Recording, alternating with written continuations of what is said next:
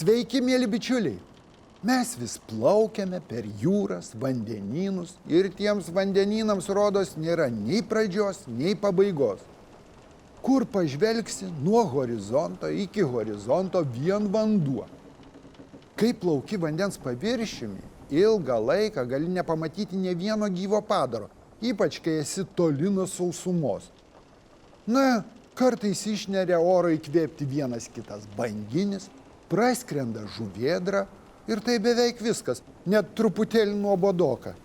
Tai apgaulingas įspūdis. Iš tiesų vandenynuose gyvena daugiau nei 2 milijonai įvairių gyvūnų bei augalų rūšių. Ir tai tik tos rūšys, kurios mokslininkams jau yra žinomos. Spėjama, kad mums dar nežinomų, nematytų padarų vandenynuose gali būti net dvigubai daugiau. Šiandien patyrinėsime seklesnius vandenis, bet dabar turime pasižiūrėti, ką mums papasakos istorikai Liudvikas ir Leonardas.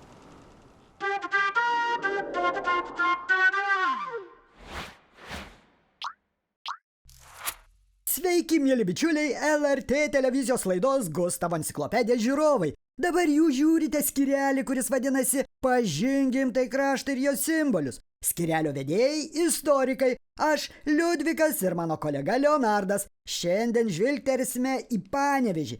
Pirmą kartą Panevėžys paminėtas 1503 metais Lietuvos didžiojo kunigaikščio Aleksandro rašte.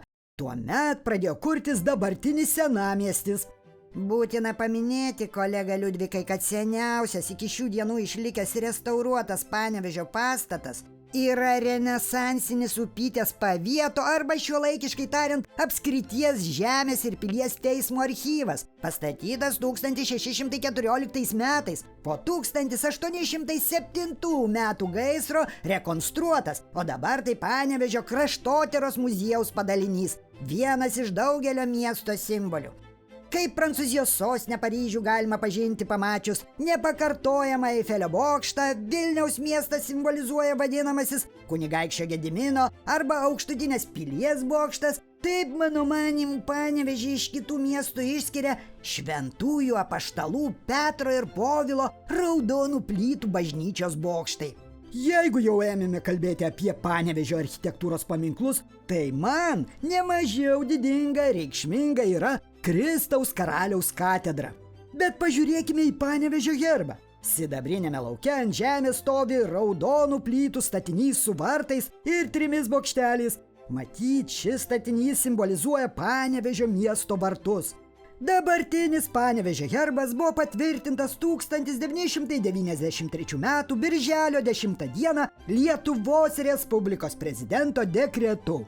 Tai gal šiam kartui bus gana. Kitoje laidoje pasižvalgysime po kokį kitą Lietuvos miestą ir patyrinėsime jo herbą. Mėly bičiuliai, čia buvo Gustavo enciklopedijos skyrelis Pažink savo kraštą ir jo simbolius. Viską papasakoja istorikai. Aš Liudvikas ir kolega Leonardas. Iki pasimatymo kitoje laidoje.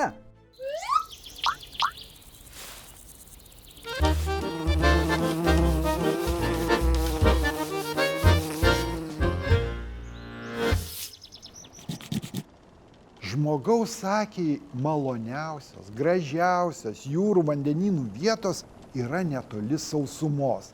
Arčiau kranto esančios seklumos, saulės apšviestos šilto tropinio klimato teritorijos. Ypač nuostabus yra koralinių rifų povandeninis pasaulis. Va ten tai jau tikrai įvairių gyvūnų, augalų rūšių knibždėlynas. Tokiose vietose apsivilkę narų kostiumus labai mėgsta nardyti ir žmonės. Manau, kad daugelis jaunųjų mūsų laidos žiūrovų net nežino, kas yra tie koralai. O koralai yra jūros gyvūnai, kurie sukuria kalkingus skeletus, panašius į keistos išvaizdos skulptūras arba povandeninius medžius. Na, bet pasižiūrėkime pirmąjį mūsų kūrybinės grupės parengtą reportažą.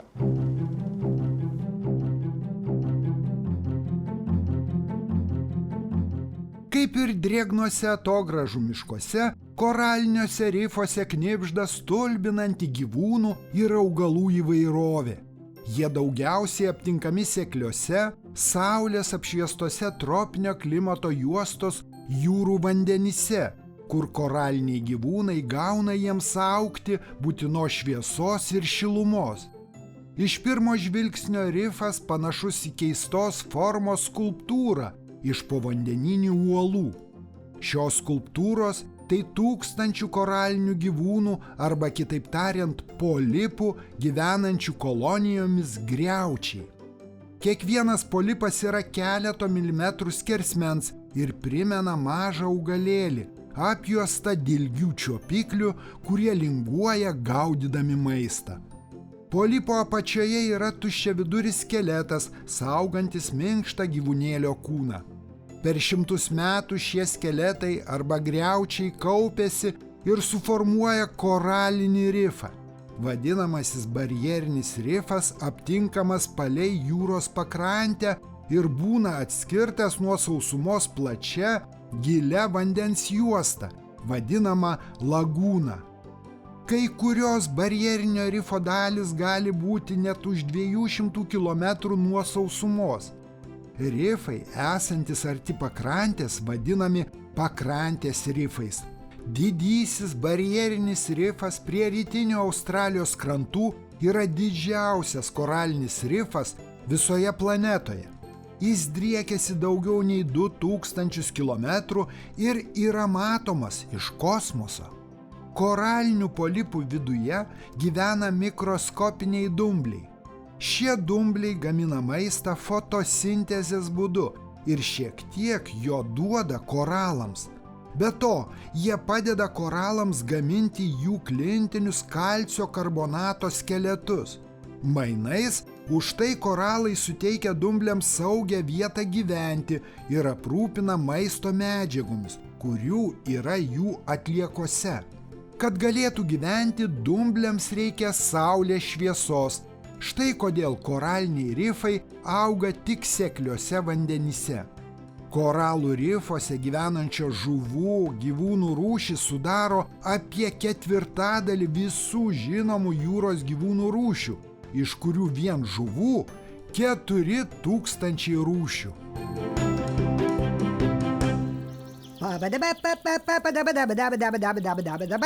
Labas rytas, mėly Gustavo enciklopedijos žiūrovai bei radijos stoties Benbenas klausytojai. Prie mikrofono laidos vedėjas specialusis korespondentas Triušis Padabadumas, o studijos svečias Vilkas Pilkaitis. Šiame laidos skyrelyje Gustavo enciklopedijos apylinkių gyventojai pasakoja šio krašto sakmes, dažnai baises, tiesiog siaubingas.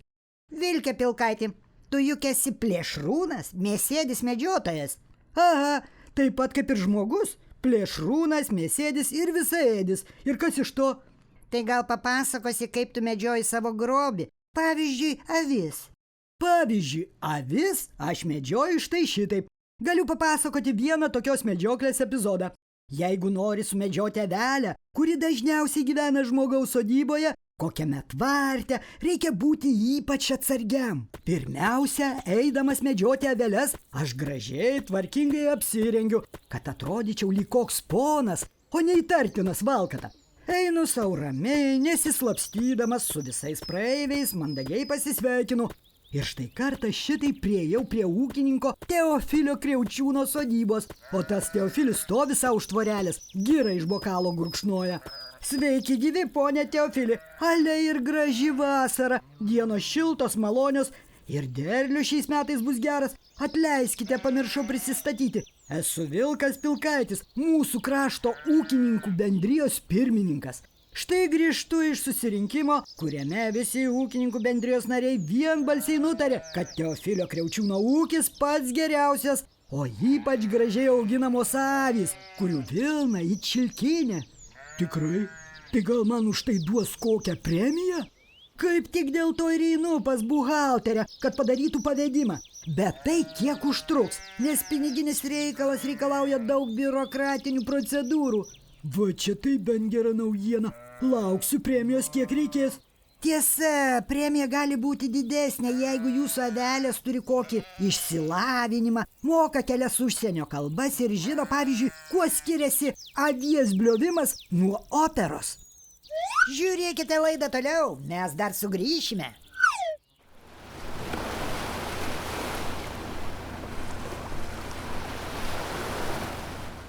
Mėly bičiuliai, o ar jūs jau skaitėte legendinį anglų rašytojo Danieliaus Defo romaną Robinzonas Kruzas?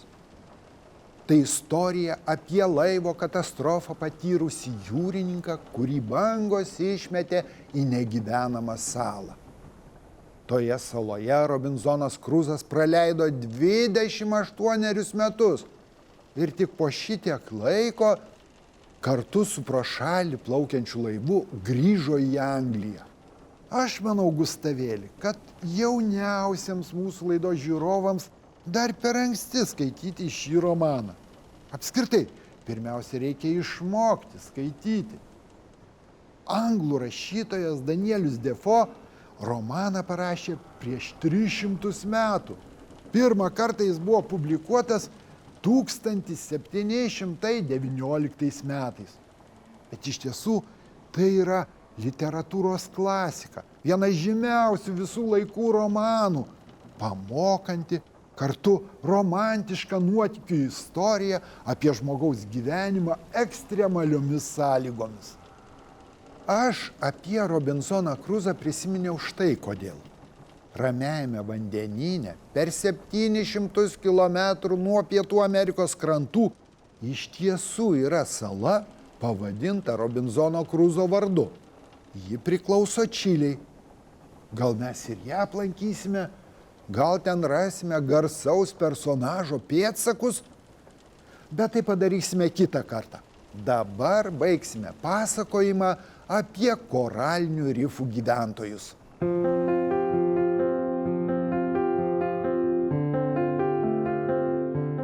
Rifų žuvis dažniausiai būna ryškių spalvų. Manoma, kad spalvos padeda tam tikros rūšies žuviai prisivilioti porą ir pranešti apie savo buvimą tos pačios rūšies atstovams, nes visų būrių lengviau ginti savo teritoriją. Štai imperatoriškosios žuvies, vadinamos angelų, apskritimų raštas uodegos pusėje yra panašus į akis. Grobuonis apsigauna, manydami, kad uodega tai galva ir puola prie pažeidžiamiausios kūno dalies, o žuvis angelas turi kelias akimirkas išsigelbėti ir neria į priešingą pusę. Tačiau iš tiesų mokslininkai iki šiol nesutarė, kodėl koralinių rifų žuvis tokios ryškios, margaspalvės ir labai traukia dėmesį. Toks išskirtinumas turi daugiau minusų negu pliusų. Šiame pavojingame pasaulyje, jeigu nesi labai didelis, neturi aštrių dantų kaip ryklys, geriau likti nepastebimam. Koraliniuose rifuose grobuonis randa gausybę maisto. Tamsiuose plyšiuose tūno aštuonkojai, pasirengę užpulti pro šalį einančius krabus. Mėsėdės raigės nuodingomis strėlėmis persmeigė smulkias žuveles, o jūrų žvaigždės šliaužiojo virš koralų, dorodamos po jomis esančius polipus. Didžiausi rifų grobuonis tai rykliai, tykantis grobio gilesnėse rifų vietose. Rykliams maistui tinka patys įvairiausi koralinių rifų gyvūnai, ne vien tik žuvis. Kai kurie padarai apsimeta ne tuo, kas yra iš tiesų. Pavyzdžiui, štai į mažus arkliukus panašios žuvis – jūrų arkliukai. kai kurios jų rūšys nešioja maskuojamą apdarą. Jų kūną puošia ataugos, kurios padeda šiai žuvytei apsimesti augalu, tačiau maskuotė tarnauja ne tik gynybai. Plėšrios žuvis taip pat turi apdarą, leidžiantį susilieti su aplinka ir smulkesni gyvūnai, nepastebėdami pavojaus, tampa plėšrūno grobiu. Koraliniuose rifuose dažnai sutinkamos unguriažuvių šeimai priklausančios murenos. Tai įvairiaspalvės, plėšrios, agresyvios žuvis, neturinčios krūtinės pelekų. Murenos gana stambios, vidutiniškai 1,5 metro ilgio, su stipriais atgal lenktais dantimis.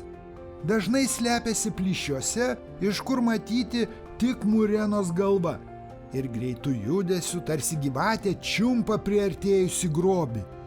Kartais murenos kanda ir žmonėms, narams, į koją arba ranką. Toks įkandimas gali būti pavojingas, nes murenos gomurio gleivinėje turi nuodų. Sveiki sugrįžę į radijo stotį Ben Benas. Tiesa, premija gali būti didesnė, jeigu jūsų avelės turi kokį išsilavinimą, moka kelias užsienio kalbas ir žino, pavyzdžiui, kuo skiriasi avies bliovimas nuo operos. Iš kurgi tamsta vilkė pilkaitė avis turės tokį išsilavinimą? Štai mano avelė Snaigė garsiai mekena, bet kas yra opera nežino. Gerai, kad tai man pasakėte, ponė Teofili. Šių dalykų išmokti galima greitai. Jums leidus nusivešiau avelę Snaigę į operos baleto teatrą, bet turiu skubėti pas buhalterę, kad laiku padarytų pavedimą ir jūsų premija, nors ir mažesnė, atkeliautų laiku. Ponė Pilkaitė, pas buhalterę galėtumėte ir vėliau kada nueiti. Geriau nusiveskite mano avelę Snaigę į operą. Kai bus labiau išsilavinusi, tai ir premija galimai bus didesnė. Žinotgi, ponė Vilkė Pilkaitė, ūkyje labai reikalingi pinigai. Tai tada sutarta. Kurgi ta avelė Snaigė? Ach, štai į gražuolė. Panelė Snaigė, dabar mes su jumis eisime semti žinių išsilavinimo. Šį vakarą sužinosite, kas yra opera. Pone Teofili, pažadu Snaigę parvesti namo iki 11 valandos vakaro. Na ir nusivedžiau avelę Snaigę be jokio triukšmo, triušį padabadumai. Ūkininkas pats geranoriškai atidavė savo augintinę. Mat, koks aš klastingas padaras. Tokių klastingų vilkų niekur kitur, tik Gustavo enciklopedijos apylinkėse gali rasti. Tai vadinas, štai šitaip klastingai išviliojai vargšę avelę iš namų ir prarijai? Fu, koks tu vulgarus, bjaurių minčių pilnas žurnalistas, triuši padabadumai. Aš labai klastingas vilkas, bet nemelagis. Gi žadėjau Teofiliui, kad nuvesiu avelę Snaigę į operos ir baleto teatrą. Tai ir nuvedžiau. Klausėmės italų kompozitoriaus Giuseppės Verdžio operos. Ji vadinasi Traviata.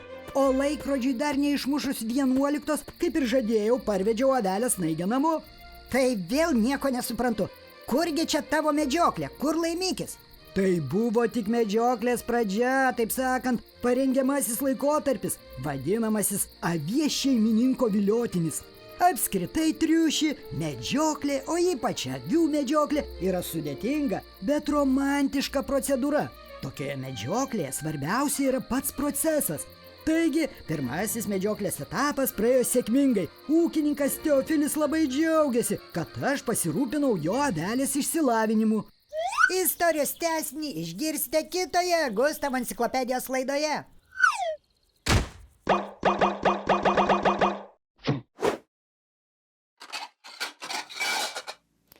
Mėly bičiuliai, šiandien mes pasigaminsime vieną mano mėgstamiausių patiekalų.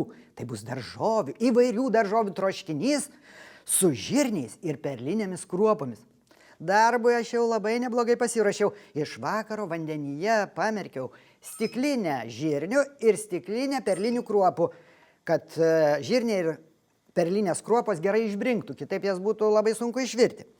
Taip pat susmulkinau pusę nemažos saldžiosios raudonosios paprikos, porą gerai nunokusių šviežių pomidorų, taip pat susmulkinau keletą skiltelių česnako, dar reikės gabalėlio sviesto, druskos pagal skonį, o ko dar nepadariau, Tai nesusmulkinau, nepripjaušiau saliero ir poro. Pradėsime pjaustyti porą plonomis riekelėmis ir pjaustysime baltąją jo dalį.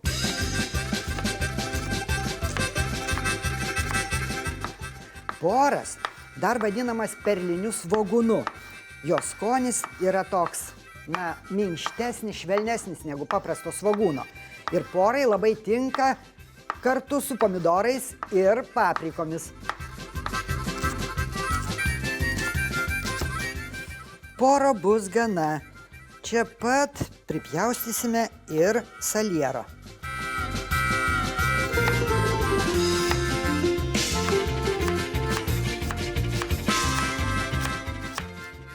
Salieras, kaip ir poras, turi daug organizmui naudingų medžiagų, vitaminų.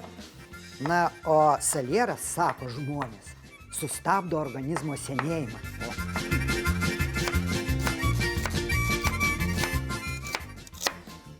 Ir saliero bus gana. Štai tokioje didelėje aukštoje keptuvėje jau užvirė šiek tiek vandens. Dabar į keptuvę sudėsiu mirkytus žirnius ir perlines kruopas.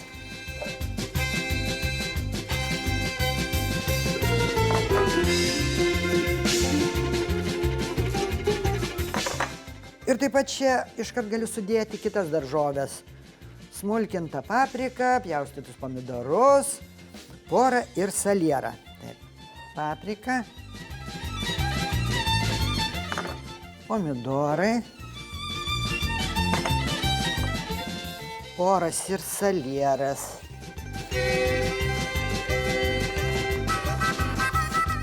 Pamaišom.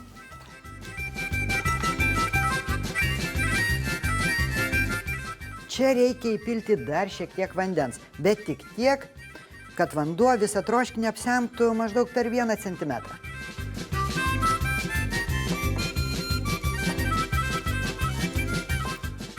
Uždengsiu dangtį ir dabar reikia laukti, kad visas šitas būsimas troškinys užvirtų. Žiūrim, kaip čia. O, matau, jau užvirė. Taip, nukelsiu dangtį. Pamaišysim. Taip. Ir viską truputėlį pasūdysiu. Druskos reikia berti pagal skonį. Kol kas įbersime nedidelį žiupsnelį. Dar daugiau. O vėliau pasižiūrėsime, gal dar šiek tiek pasūdysime. Ir sudėsiu česnaką, smulkintą česnaką. Vėl viską pamaišom. Uždengsiu dangtį. Ir va štai šitaip, prižiūrint puodą, karts nuo karto viską pamaišant, reikės troškinti mūsų gardųjį troškinį maždaug 50 minučių. Kągi, teks palaukti. Trumpa pertraukėlė.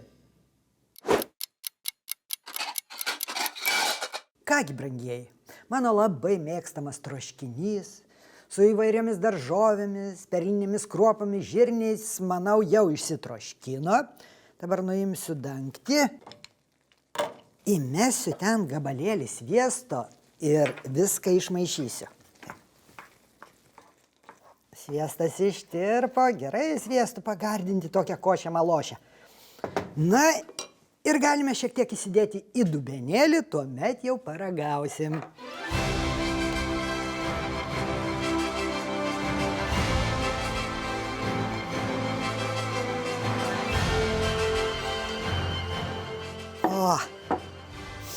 Oi, koks aromatas, ko tik čia nėra. Ir porų, ir salierų, pomidorų, paprikos, žinoma, žirniai ir perlinės kruopos. Dabar tai jau aš paragausiu.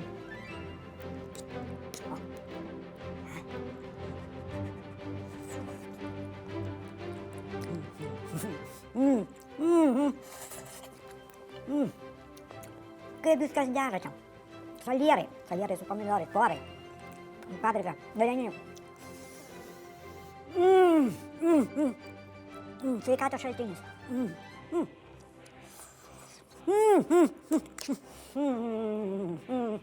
Dar truputėlį.